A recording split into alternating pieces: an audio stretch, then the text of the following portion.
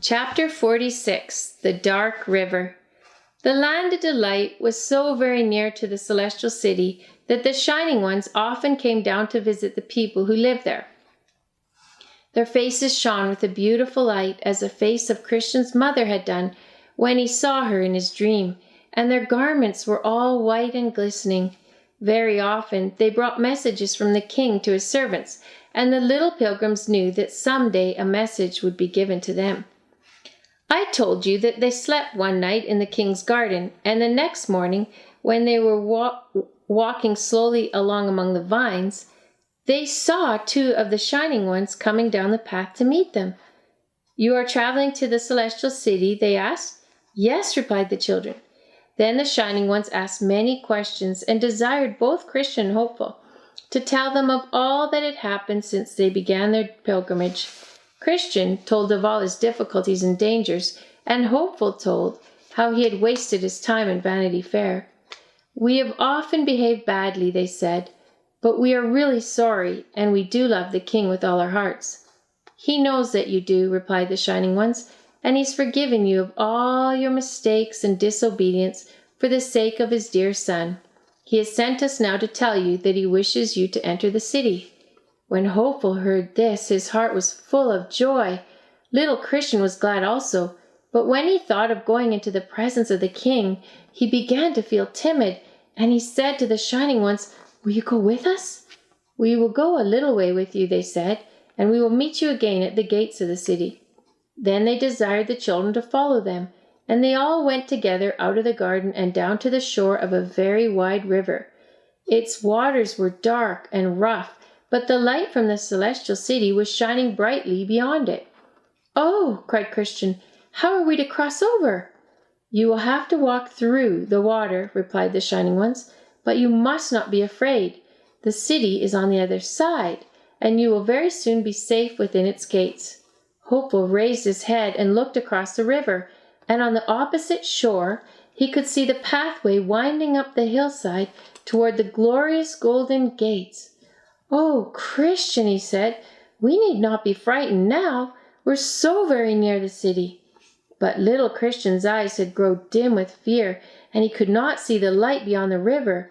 He shivered as he looked at the water, and then he turned once more to the Shining One. "It is deep," he said. "We shall be drowned if we try to cross it." "No," replied the Shining Ones, "you will not find it too deep. You must not look at the water. You must lift up your eyes to the light, and the king will help you." "Will you come with us?" asked Christian again, and Hopeful wondered why he looked so pale and frightened. "We cannot come with you," replied the Shining Ones, "but we shall meet you on the other side and lead you into the presence of the king." "Did my mother cross safely?" "Yes, and she's waiting for you and longing to see you." "Do not be afraid. Trust in the king and remember all that he has done for you." Then the Shining Ones turned away, and Hopeful put his little arm around his companion's shoulders. "Come, Christian," he said. "This is our very last trouble, and it will soon be over. Let us go together, and I'm sure the king will take care of us." So the little pilgrims went slowly down the bank and stepped into the water. Chapter 47 Ignorance Crosses the River. When Ignorance entered the land of delight, the people who met him spoke kindly to him, as they had done to Christian and Hopeful. But they soon found out that he was not a true pilgrim, and that he did not care to talk with them, so they left him to himself. He passed by the gates of the king's gardens, but the gardeners did not invite him to come in, and the Shining Ones, although they often watched him as he walked along, did not speak to him or give him any gracious message from the king. At last he came to the brink of the dark river. He could see the walls of the celestial city on the other side, and he knew that his journey would not be ended until he had crossed the water.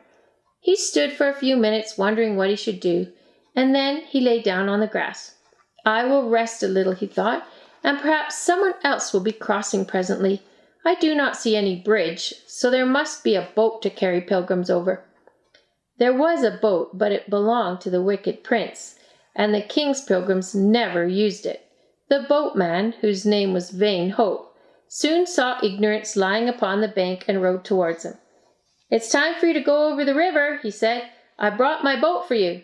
Ignorance was pleased, and he got up at once, saying, "I suppose the king sent you?" "Yes," replied the man. "The water's not very deep in some places, and many pilgrims try to walk through it. But there's no need to do this, because I'm always ready to take them over." He held out his hand, and Ignorance took it, and stepped down into the boat. Then Vain Hope caught up his oars and rowed quickly across the rough water. "What shall I do now?" asked Ignorance, when he had climbed the opposite bank. Vain Hope pointed to a little winding path. "That is the best way," he said. "It is smooth and easy. If the Shining Ones had come to meet you, they would have taken you by another road, which is steep and difficult to climb. Go straight up to the gate, and you will soon find your way to the king's palace." He pushed his boat off from the shore, and Ignorance turned around and began to climb the hill towards the city. He did not meet anyone, and when he reached the gates, he found that they were closed. He looked up and saw some words written upon the archway in gold letters. "Blessed are they that do his commandments." "Well," thought Ignorance, "I have obeyed the king always." And he knocked at the gate. He quite forgot that the king had desired his pilgrims to begin their journey at the wicket gate and to travel by the way of the cross. He had heard of this many times, but he had not cared about it, and so the king's blessing could not have been given him. He knocked twice, but no one opened the gates. Presently, one of the king's servants came to the top of the archway, and when he saw Ignorance, he said, "Where do you come from, and why are you knocking at the king's gate?" "I'm a pilgrim," replied the boy. "I've just crossed the river, and I wish to live in the celestial city." "I will take your roll," said the king's servant, "and carry it to my master." Ignorance knew that he had never received a roll, but he put his hands into the folds of his clothes and pretended to feel for it. The king's servant waited a little while, but at last he said, "I am afraid you've come without one." Then he went down from the gate to ask the king what he should do. Poor Ignorance stood outside, and now he began to wish that he had not been so careless about his journey. "The city is so beautiful," he thought. "I should like to have lived there always, and I'm afraid they're not going to let me in." When the king heard that a pilgrim had come to the gate, who had neither a white robe nor a roll, he said, "I do not know him. He must be sent away." Then two of the Shining Ones came quickly and bound the hands and feet of the foolish boy and carried him away from the celestial city into the country of the wicked prince. His cruel master rejoiced when he was back, and took care that he should never again have a chance of escaping. "It was your own fault," he said, when he found Ignorance crying bitterly at the thought of his lost happiness.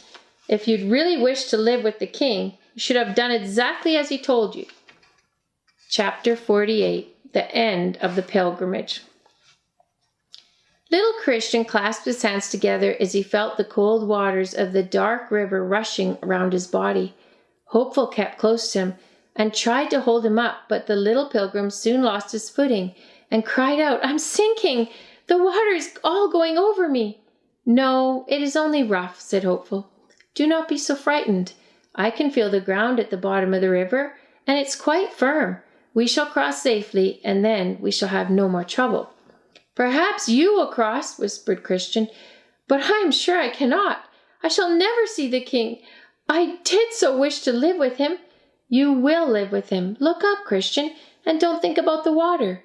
We can see everything quite clearly now. The city is full of light, and the Shining Ones are waiting for us at the gates." "They're waiting for you," said Christian, "not for me."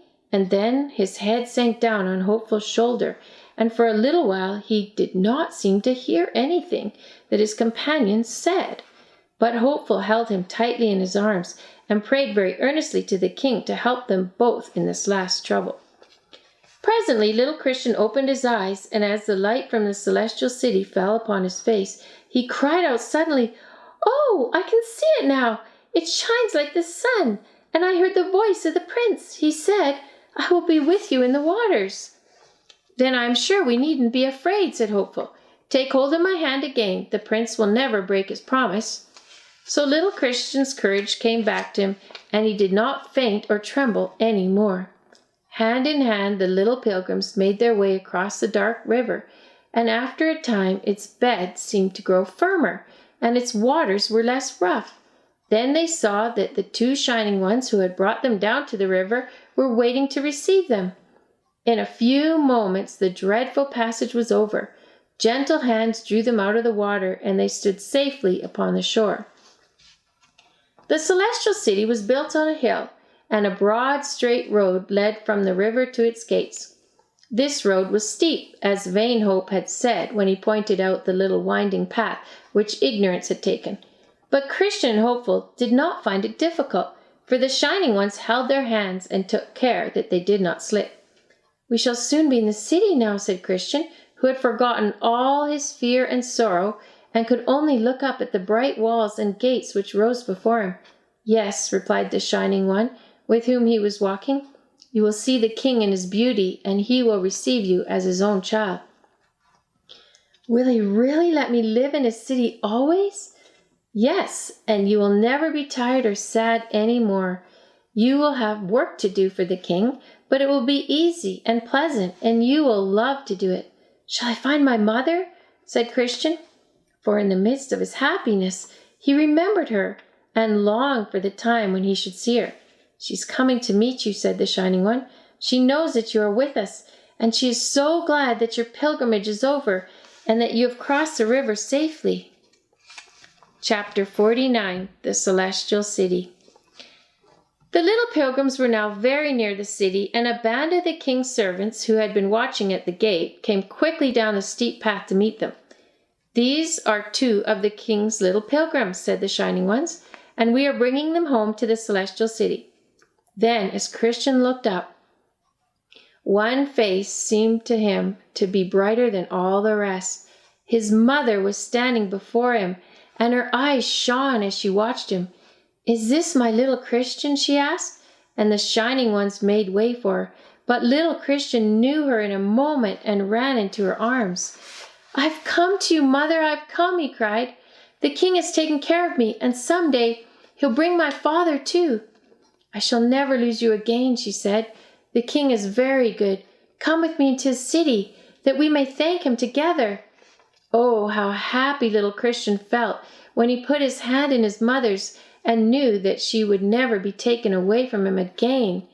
And although Hopeful had not any friends to welcome him, for he had left them all behind him in the city of destruction, the shining ones gathered around and spoke so kindly to him that he was comforted and forgot his loneliness. Little Christian had left his armor on the other side of the river, for he would never need to fight again, and now he looked down anxiously at his clothes. He had tried to take care of them, but he knew that they had become soiled and dusty during his long journey, and he feared that the king would be displeased when he saw them. But the waters of the dark river had washed away all the dust and stains. Even Hopeful, whose clothes had been sadly spoiled while he stayed in Vanity Fair, found that his dress looked as fresh and new as it did when he first received it. Close to the walls of the celestial city, a number of men were standing with silver trumpets in their hands. When Christian and Hopeful came up to them, they blew their trumpets loudly to let the people in the city know that some pilgrims were waiting to enter into the king's presence. Then the shining ones told the children to knock at the gate, and the king's servant looked down from the archway and took the rolls which they gave him and carried them to the palace. The rolls were sealed with the prince's own seal, and when the king saw it, he was glad and desired his servants to open the gates at once and to bring the little pilgrims before him. The people of the city had heard the sound of the silver trumpets, and they all knew what it meant. When Christian and Hopeful passed through the gateway, they found a great company waiting to receive them with sweet music and songs of welcome. Everyone looked glad and happy, for there was no sorrow in the celestial city, and no weariness, and no pain. At first, the children's eyes were dazzled by the golden light which shone around them, but by degrees they grew accustomed to it and were able to look up. Before them, in the middle of the city, rose a very stately palace, far more glorious than the Palace Beautiful. "Does the king live there?" whispered Christian to his mother, for his hand was still clasped in hers. Yes, she replied, and when you have knelt before him and seen his glory, you will be perfectly happy forever. I am happy now, said little Christian, because I have found you and you love me. Ah, yes, she answered, but the love of the king is far greater than mine. The little pilgrims had now reached the threshold of the palace, and as the doors were thrown open, they heard a sound of very sweet music. The prince himself was waiting to receive them, and he smiled upon them and took their hands in his. Then he led them into the palace, and the whole city was filled with joy because their pilgrimage was over and they'd been brought safely through the dark river into the presence of the king.